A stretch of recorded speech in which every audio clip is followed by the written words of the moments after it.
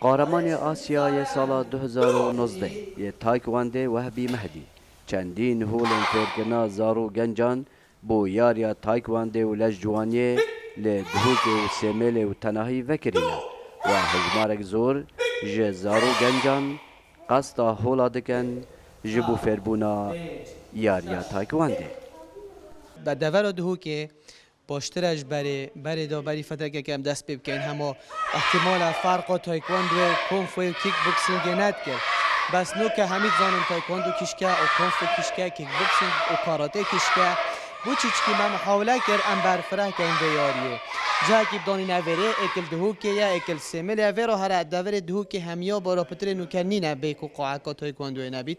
اوش بیت اگر هنده زاروگ الویره پید بیتن اجنا ساخیا دور بیتن ولی بیتن سبایت قهرمانی دا پشکداریه بکتن و نکه دای باب جی پتر هاری کارن یعنی وکی بری فتره که نینه بری فتره که اگر دست کر باره احتمالا گلک کم دای بابا که ویا با زاروگ تو فری و جورا یاری بله نها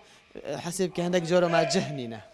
زارویان حزک باش لسر ویاریه هیا روزانه راهنانان دکنو هنکا جوان بجداریا چندین قهرمانیا کرنه لسر آست هرما کردستان و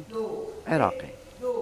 از یاریزان تکواندو محمد وید فری یاریا تکواندو بم کل جاره که مصارعه که الله کردستان الولایت که بیانی راکمه و از قهرمانی تکواندو دا بجدار ما و مشکل جار سرکفتن دست خوبه نه